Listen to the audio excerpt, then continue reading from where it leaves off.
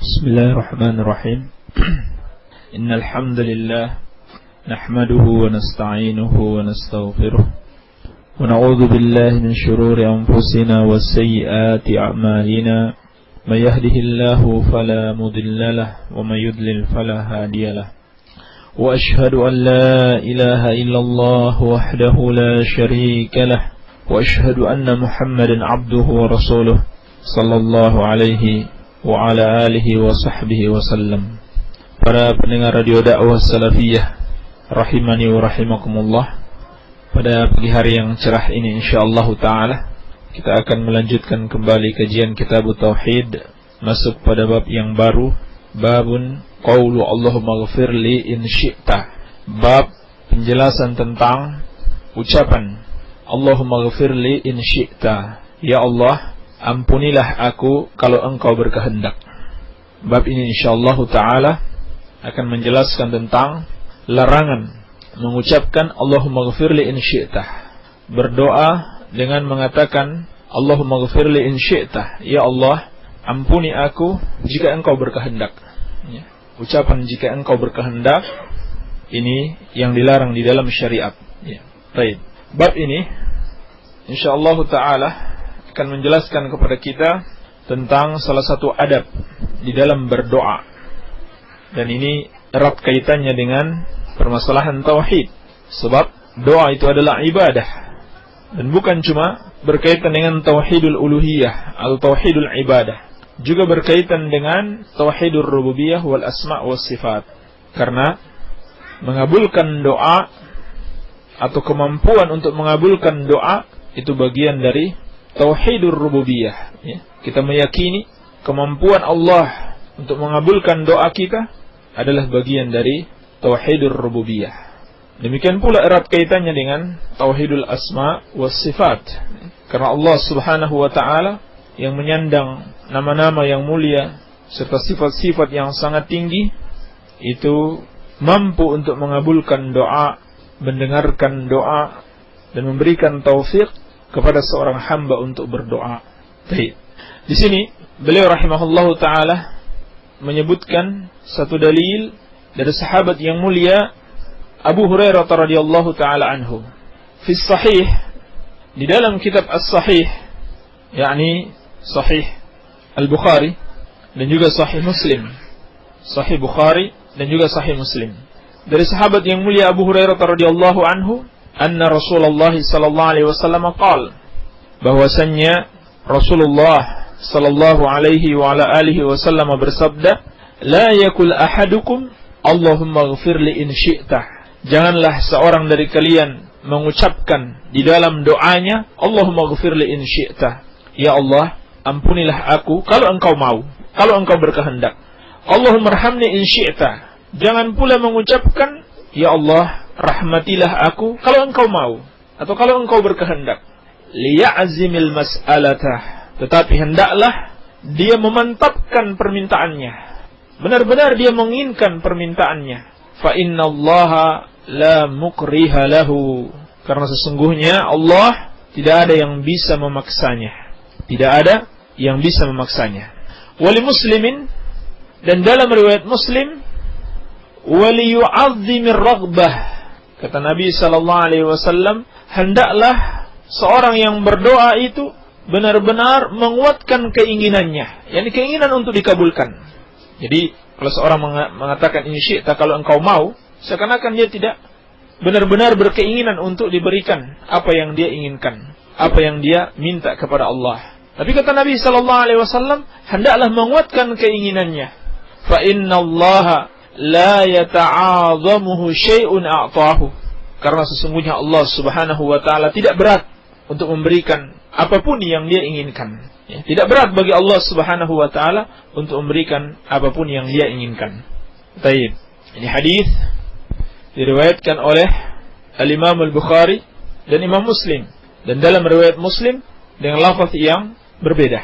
Baik. Hadis yang sahih, disepakati oleh para ulama akan kesahihan hadis ini.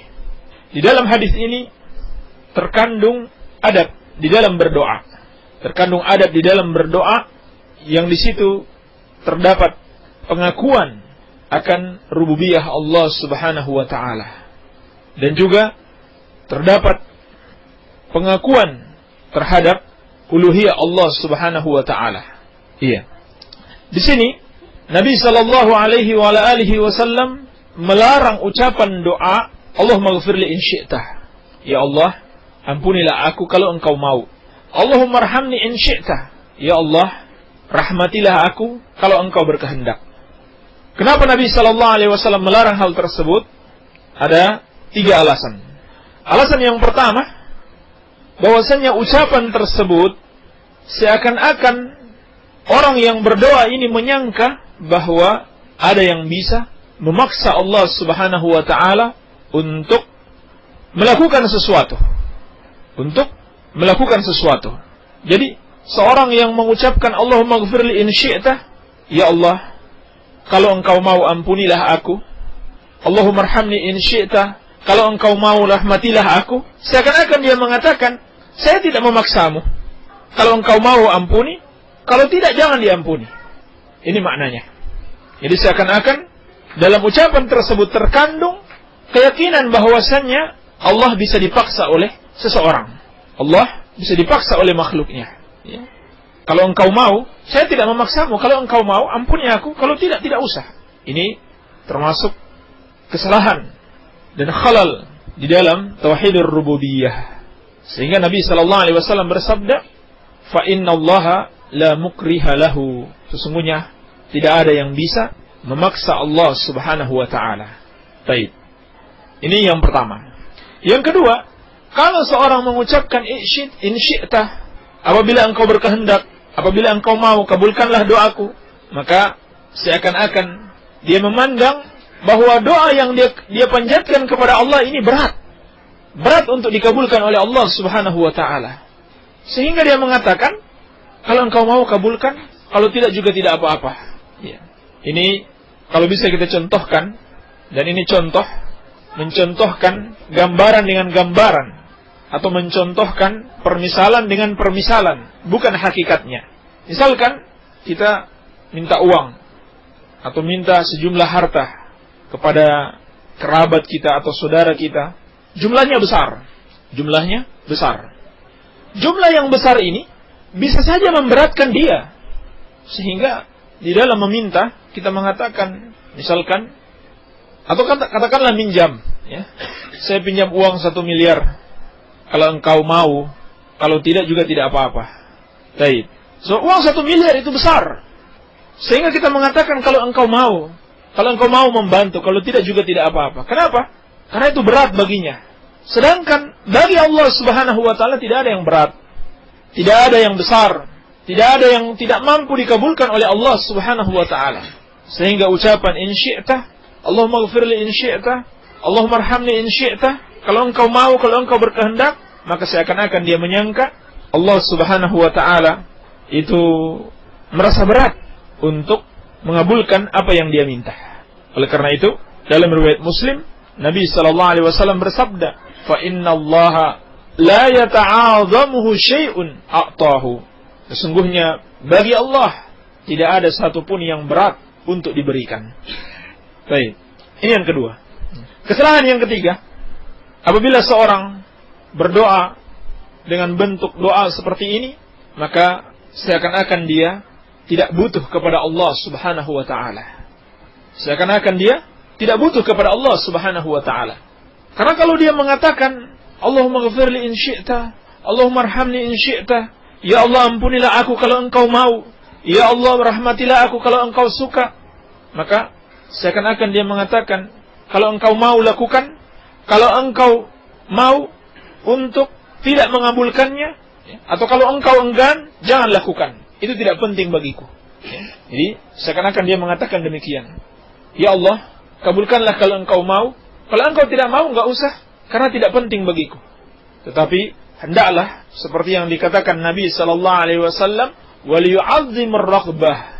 Dia menguatkan keinginannya, benar-benar dia mengharapkan ampunan dan rahmat Allah Subhanahu wa taala. Tidak perlu dengan menambah kalimat wa in syi'tah. Maka di dalam hadis ini terdapat adab yang besar di dalam berdoa kepada Allah Subhanahu wa taala. Bahwasannya seorang yang berdoa itu harus benar-benar menggambarkan sebagai orang yang sangat butuh kepada Allah Subhanahu wa taala. Ini yang pertama, ya. Dia gambarkan dirinya sebagai orang yang sangat butuh kepada Allah Subhanahu wa taala.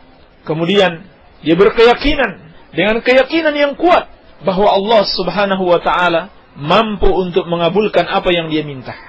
Mampu untuk mengabulkan apa yang dia minta. Ini yang kedua. Kemudian yang ketiga, dia meyakini tidak ada yang berat bagi Allah Subhanahu wa taala untuk memberikan apapun dari doa yang dipanjatkan oleh manusia. Mudah bagi Allah Subhanahu wa taala, ringan bagi Allah untuk memberikan apa yang kita minta. Mau uang 1 miliar, mau uang berapapun, mau minta harta berapa banyak pun, mudah bagi Allah Subhanahu wa taala untuk mengabulkan apa yang kita inginkan. Dan permintaan-permintaan yang lainnya. Maka ini termasuk adab-adab di dalam berdoa. Baik. Kemudian perlu juga dijelaskan ada beberapa lafaz di dalam doa yang semisal dengan ini, ya, namun tidak terlarang. Seperti di dalam doa istikharah itu kita mengatakan dalam hadis yang diriwayatkan oleh Imam Al-Bukhari dari Jabir bin Abdullah radhiyallahu taala anhuma, itu disebutkan doa istikharah, Allahumma inni astakhiruka bi'ilmika wa astaqdiruka biqudratika wa as'aluka min fadlikal 'azim fa innaka taqdiru wa la aqdir wa ta'lamu wa la a'lam wa anta 'allamul ghuyub. Allahumma in kunta ta'lam anna hadzal amra khairun li fi dini wa ma'ashi wa 'aqibati amri faqdurhu li wa yassirhu li thumma barik li fihi. Ya Allah, sesungguhnya Engkau tahu bahwa perkara ini, yakni apa yang dia istikharahkan, itu baik bagiku dalam agamaku, dalam duniaku, dan masa depanku, maka kabulkanlah, takdirkanlah, dan mudahkanlah, kemudian berilah keberkahan padanya. Ya Allah, in kunta ta'lam, apabila engkau tahu, apabila ini baik, maka kabulkanlah. Maka ucapan ini, ya, tidaklah termasuk yang dilarang. Tidaklah termasuk yang dilarang. Iya. Sebab kita mengatakan sesuatu yang memang tidak kita ketahui, dan Allah Subhanahu wa taala yang mengetahuinya, sehingga kita serahkan urusannya kepada Allah Subhanahu wa taala. Kalau itu baik, kabulkanlah. Kalau tidak, maka gantilah dengan yang lebih baik. Iya. Jadi bukan mengatakan kalau tidak usah. Tidak, tapi kita katakan, kita minta lagi, kalau tidak baik, maka gantilah dengan yang lebih baik. Ya, misalkan seorang mau menikah, dia beristikharah, ya Allah, kalau wanita calon istri saya ini baik bagiku, maka mudahkanlah, ya. Karena engkau sudah tahu di masa depan wanita ini akan jadi istri yang baik buatku, bagi agamaku, bagi duniaku, maka mudahkanlah. Kalau tidak, maka gantilah dengan yang lebih baik daripada itu. Ini tidak termasuk doa yang dilarang. Baik. Demikian pula di dalam doa, Allahumma ahyini ma kanatil hayatu khairan li. Ya Allah, hidupkan aku, andaikan kehidupan ini lebih baik bagiku. Ini tidak mengapa, sebab kita tidak mengetahui masa depan. Kita tidak mengetahui masa depan. Allah yang lebih tahu. Dan matikan aku kalau memang kematian itu lebih baik bagiku. Ini tidak mengapa insyaallah taala. Nah, sebab doa-doa ini telah diajarkan oleh Nabi sallallahu alaihi wa alihi wasallam. Iya. Dan faedah di sini bahwasanya ulama, ya, memandang makruh hukumnya kalau kita mengatakan atau mendoakan saudara kita, semoga Allah Subhanahu wa taala memanjangkan umurmu. Semoga Allah memanjangkan umurnya. Ini makruh. Tetapi tambahkan, semoga Allah memanjangkan umurmu di atas kebaikan, di atas ketaatan. Sebab panjangnya usia belum tentu menambah kebaikan, ya, bisa jadi menambah keburukan. Maka kalau kita mau berdoa supaya saudara kita dipanjangkan umurnya, kita tambahkan, semoga Allah Subhanahu wa taala memanjangkan umurmu di atas kebaikan, di dalam ketaatan kepada Allah Subhanahu wa taala. Baik. Jadi lafaz-lafaz yang ada dalam hadis yang sahih tidak bertentangan dengan penjelasan yang ada dalam bab ini, ya. Kesimpulannya, bab ini menjelaskan kepada kita adab yang besar, adab yang penting di dalam berdoa kepada Allah Subhanahu wa taala. yang di situ terkandung pengakuan terhadap rububiyah, uluhiyah, dan al-asma was sifat. Ini yang bisa kita sampaikan. Semoga ada manfaatnya. Wabillahi taufiq walhamdulillahi rabbil alamin. Baik, alhamdulillah para pendengar radio Dakwah Salafiyah yang semoga dimuliakan Allah Subhanahu wa taala. Setelah kita dengarkan bersama kajian ilmiah Islamiyah yang menjelaskan tentang tidak bolehnya seorang hamba ya ketika berdoa kepada Allah Subhanahu wa taala kemudian diakhiri dengan kalimat jikalau engkau ya Allah berkehendak katanya. Tapi para pendengar radio Dakwah Salafiyah yang semoga dimuliakan Allah Subhanahu wa taala, kalimat doa seperti ini telah dijelaskan tadi, titik kesalahannya ada 3 ya. Karena seorang hamba yang mengatakan dirinya ketika berdoa jika engkau menghendaki, yang pertama kesalahannya seakan-akan Allah Subhanahu wa taala ada yang memaksa ya. Kemudian yang kedua, kesalahan seorang hamba ketika berdoa seperti ini adalah dia berkeyakinan mungkin doanya amat besar ya, sehingga Allah mungkin bisa mampu, bisa tidak mampu ya. Kemudian yang ketiga, kesalahan seorang hamba ketika berdoa dengan mengakhiri kalimat jikalau engkau menghendaki, di situ ada kesalahan seorang hamba tidak merasa sangat fakir kepada Allah Subhanahu wa taala. Tapi para pendengar radio Dakwah Salafiyah yang semoga dimuliakan Allah Subhanahu wa taala, alhamdulillah semoga kajian tadi memberikan ilmiah kepada kita semua sehingga kita bisa mengamalkannya. Tapi insyaallah kita masuk kepada sesi tanya jawab. Pertanyaan-pertanyaan yang Anda akan kirimkan silakan Anda kirimkan di 0852233 00595. Jadi untuk waktu pertanyaan kami persilakan. Bismillahirrahmanirrahim. Wassalatu wassalamu ala Rasulillah. Bolehkah keluarga yang akikah memakan daging akikahnya? Boleh saja, tidak ada larangan. Bahkan itu termasuk bentuk mensyukuri nikmat Allah Subhanahu wa taala. Tidak ada dalil yang melarang. Baik. Apa nih Ustaz? Apakah kita setiap membeli emas berapapun harus mengeluarkan zakatnya? Ya, tidak harus, tetapi dikeluarkan nanti ya, setelah dia mencapai nisab. Setelah dia mencapai nisab, yaitu nisabnya dijelaskan oleh para ulama adalah 85 gram. 85 gram. Jadi apabila seorang mempunyai emas sejumlah 85 gram dan telah dia miliki selama 1 tahun, barulah diwajibkan dia mengeluarkan zakat, yaitu sebesar 2,5% dari 25 gram tersebut. Iya. Bisa dalam bentuk uang, kalau memang tidak memungkinkan emas itu dipotong kemudian diambil bagian 2,5 gramnya, maka dia keluarkan dalam bentuk uang. Iya. Namun kalau dia misalkan pada tanggal 1 Muharram misalkan sudah memiliki 85 gram dan tidak pernah berkurang sampai 1 Muharram berikutnya atau sehari sebelum 1 Muharram, tidak pernah berkurang dari nisabnya, tidak pernah berkurang dari 85 gram, malah bertambah. Misalkan pada bulan Syawal atau sebelumnya bulan Ramadan, dia membeli emas bertambah. Maka kalau sudah sampai genap 1 tahun, yakni sehari sebelum 1 Muharram berikutnya, dia mengeluarkan semuanya, dihitung sekaligus. Ya, misalkan tambahannya 15 gram, ya, berarti sekarang dia memiliki 100 gram.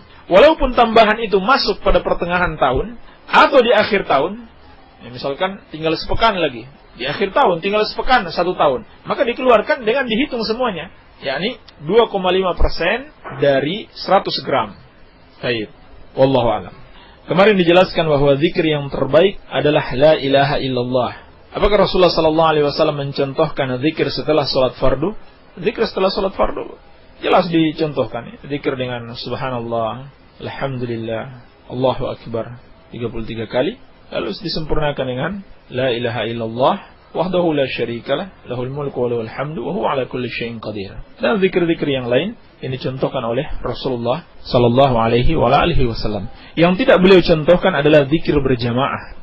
Zikir secara berjamaah. Baik. Bagaimana cara seorang menjadi seorang muslim lagi setelah kafir karena memperolok Allah, Al-Quran dan Rasulnya? Caranya dengan bertobat. Yang bertobat kepada Allah subhanahu wa ta'ala, yaitu dengan menyesali perbuatannya dan meninggalkan perbuatannya serta bertekad tidak akan melakukan lagi di masa depan. Allah subhanahu wa ta'ala maha penerima taubat.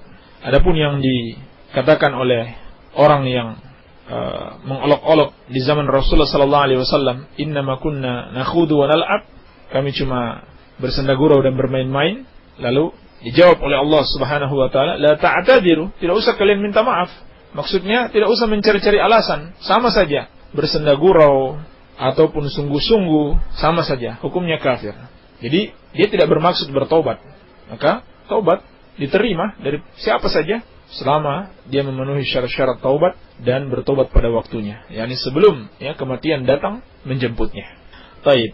Apabila sudah wudu kemudian tertidur, batal atau tidak? Dalam keadaan posisi bersandar atau tergeletak dan tidurnya enggak pulas sekitar 5 detikan, kemudian bangun lagi. Tidur seperti ini insyaallah taala tidak membatalkan wudu. Tidur yang membatalkan wudu adalah tidur yang sampai hilang benar-benar akalnya, tidur nyenyak, tidur pulas. Ini yang membatalkan wudu. Wallahu a'lam. Seseorang pernah berkata, saya bingung kalau melihat orang pakai cadar. Dia sedang berjalan maju atau mundur. Apakah ini termasuk istihza atau memperolok-olok atau tidak? Bagaimana hukum orang ini? Baik. Ini ucapan memiliki 2 kemungkinan. Artinya bisa termasuk istihza dan bisa juga tidak. Sekedar mengabarkan sesuatu yang memang kenyataan ada pada dirinya. Memang benar-benar dia tidak bisa membedakan. Namun ini sangat jauh. Jadi lebih besar kemungkinan adalah istihza. Lebih besar kemungkinannya adalah istihza. Taib. Maka hukum orang ini sama. Kalau memang dia bermaksudkan untuk istihza atau bermain-main, memperolok-olok, maka hukumnya sama dengan orang yang menghina syariat Allah Subhanahu wa taala. Apabila memang dia tahu itu bagian dari syariat Allah Tabaraka wa taala. Iya. Dan sebagai faedah, ketika wanita itu pakai cadar atau pakai jilbab, itu bukan berarti laki-laki lalu lantas bebas melihatnya sepuas-puasnya. Itu bukan berarti demikian. Ditutup auratnya pun tidak bisa kita lihat. Tentunya tanpa ada satu kebutuhan yang mendesak.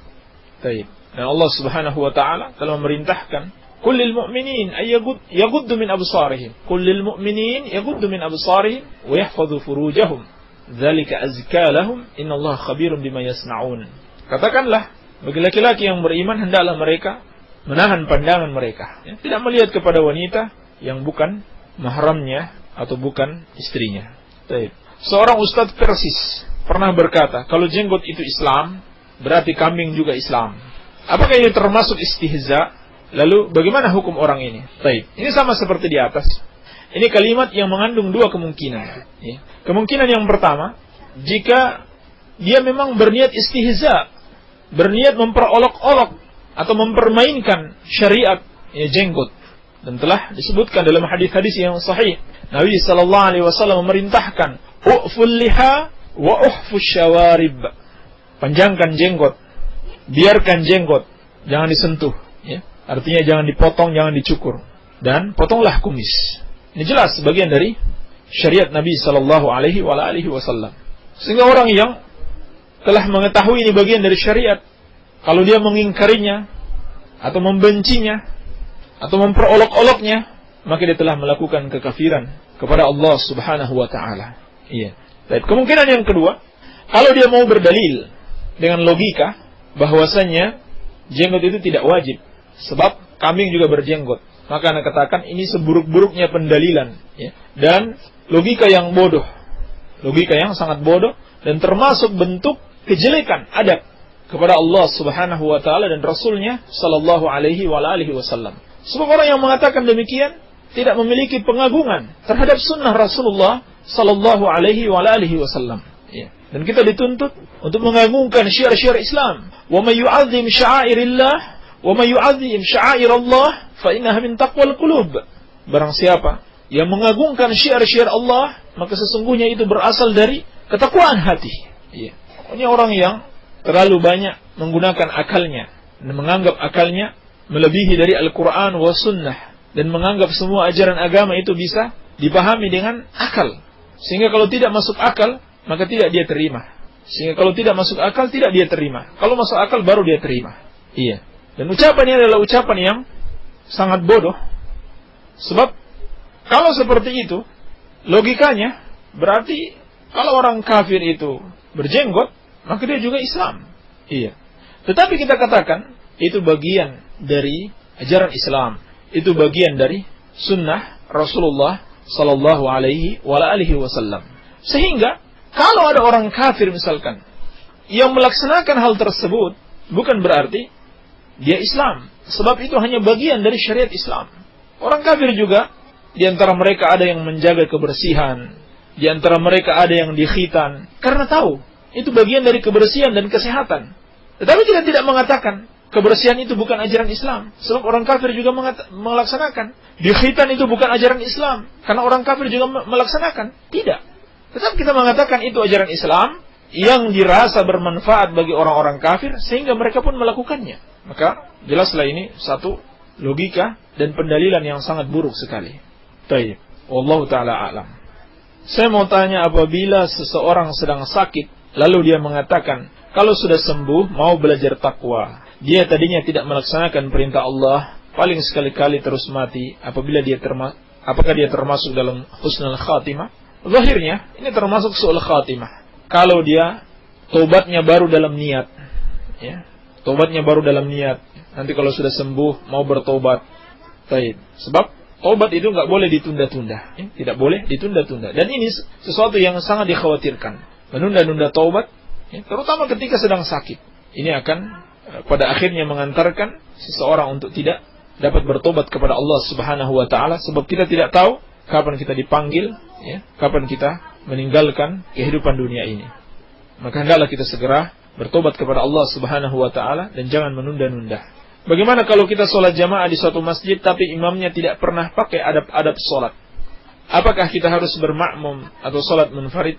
Kita bermakmum kepadanya kalau yang dimaksud dengan adab-adab sholat ini tidak sampai membatalkan sholat, seperti tidak tumakninah. Kalau imamnya tidak tumakninah, maka jangan diikuti, karena tumakninah adalah rukun sholat.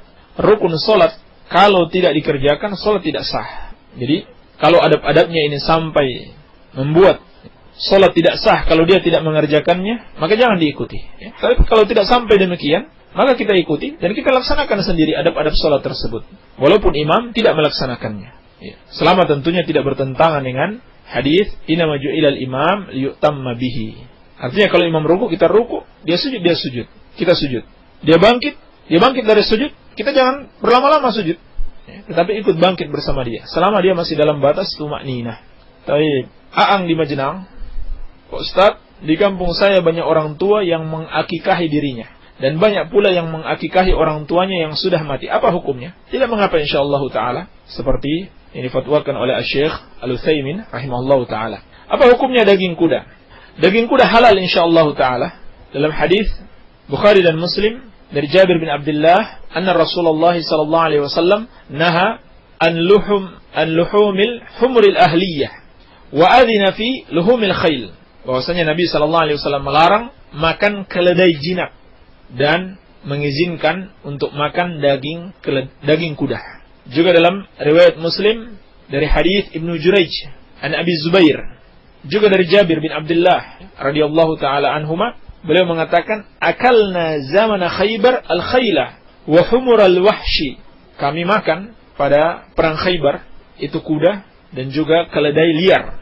Wa naha Rasulullah sallallahu alaihi wasallam anil himaril ahli. Dan Nabi sallallahu alaihi wasallam melarang makan keledai jinak.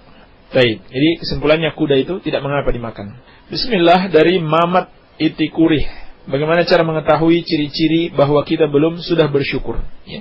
Yang dengan melaksanakan 3 rukun bersyukur. Ya. Yang pertama, meyakini dalam hati bahwa itu adalah nikmat dari Allah Subhanahu wa taala. Bahwa segala kenikmatan yang kita rasakan itu dari Allah. Ini rukun bersyukur yang pertama. Yang kedua, kita ucapkan dengan lisan, yaitu kita puji Allah Subhanahu wa taala atas nikmat-nikmat yang Dia berikan. Yang ketiga, kita gunakan nikmat tersebut untuk taat kepada Allah Subhanahu wa taala. Ini cara untuk bersyukur kepada Allah Subhanahu wa taala. Kemudian kita gunakan juga atau kita amalkan, laksanakan juga kewajiban yang ada dalam nikmat tersebut, ya. Misalkan kita diberikan nikmat harta, tunaikan kewajiban zakat. Kita diberikan nikmat keluarga berupa istri atau anak-anak, kita tunaikan kewajiban mereka, ya. Penuhi hak mereka, nafkahi mereka, dan mengajarkan mereka kebaikan-kebaikan. Apa benar Indomie bisa menyebabkan kanker otak? Ini insyaallah ta'ala nanti ditanyakan sama dokter Ade pada hari Rabu setelah zuhur, ya. apakah Indomie menyebabkan kanker otak atau tidak, itu saya tidak tahu. Tanyakan sama dokter Ade. Atau yang tahu nomor HP-nya, ya silakan di SMS saja. Tetangga saya seorang penjual doa. Dia bersalawat, zikir, juga kesurupan, mengaku kedatangan Wali Songo. Bolehkah dipercayai? Ya. Tidak boleh dipercayai sebab dia adalah pendusta. Dia adalah pendusta dan dia adalah seorang dukun. Ya. Dan orang yang sudah mati, ya, Wali Songo, itu sudah meninggal dunia, itu tidak akan lagi bisa menyusup, ya, atau masuk ke dalam tubuh orang yang sudah atau orang yang masih hidup. Iya. Orang yang sudah meninggal dunia, dua keadaannya. Dia mendapatkan nikmat kubur atau azab kubur. Itu saja yang ada dalam Al-Quran dan As-Sunnah. Ya. Penjelasan tentang orang yang sudah meninggal dunia, apakah dia mendapatkan nikmat kubur atau azab kubur. Ya. Tidak ada ceritanya orang yang sudah mati kemudian bisa kembali ke dunia untuk balas dendam misalkan atas orang-orang yang pernah membunuhnya. Ini hanya ada di film-film dan itu bohong. Itu bohong. Kalau dia mengaku, ya, misalkan dia kesurupan kemudian mengaku Wali Songo, itu dusta. Ya. Coba dibacakan Al-Quran, diruqyah, ya. InsyaAllah ta'ala yang masuk kepadanya itu akan lari. Karena itu adalah syaitan yang mau menyesatkan manusia. Ya. Dan doa itu tidak perlu dijual. Tidak perlu dijual. Doa, Allah subhanahu wa ta'ala Rasulnya mengajarkan secara gratis di dalam Al-Quran dan sunnah Rasulullah SAW. Kalau dia mengaku memiliki doa khusus yang tidak ada dalam Al-Quran dan As-Sunnah, maka itu adalah kebid'ahan. Ya. Doa yang bid'ah dan bisa jadi mengandung kesyirikan, ya, kepada Allah subhanahu wa ta'ala. Musyrikah orang itu serta pengikutnya termasuk, ya, kemusyrikan.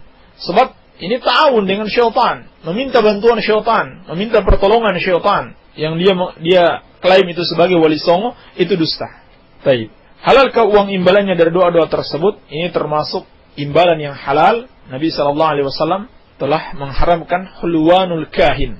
Hulwanul kahin, upah dukun. Ini upah dukun, ini haram hukumnya. Hamba Allah di Lakbuk Ciamis. Bagaimana cara menjaga akal? Karena banyak virus TBC, takhayul, bid'ah, khurafat di lingkungan. Caranya dengan mengikuti Al-Quran wa sunnatu Rasulullah SAW, dan jangan mendengarkan syubhat, ucapan-ucapan ahlul bid'ah yang mau membuat keraguan-keraguan, ya, terhadap Al-Quran dan sunnatu Rasulullah SAW. Ya. Dan di sini ada satu kaidah yang insyaallah ta'ala kalau kita pegang kuat akan bisa menjaga kita dari yang namanya virus TBC ini, yaitu al-aslu fil ibadati tahrim atau al-haram. Hukum asal di dalam ibadah itu adalah haram sampai ada dalil yang memerintahkan atau mencontohkan. Ini kaidah, ya. Pegang kaidah ini. Hukum asal melakukan ibadah itu haram, tidak boleh. Kecuali ada dalil yang membolehkan, baru boleh kita kerjakan. Kenapa? Karena Nabi SAW telah bersabda, "Man amila amalan laisa alaihi amruna fahuwa raddun." Barang siapa yang mengerjakan satu amalan yang tidak kami contohkan atau tidak kami perintahkan, maka amalan itu tertolak.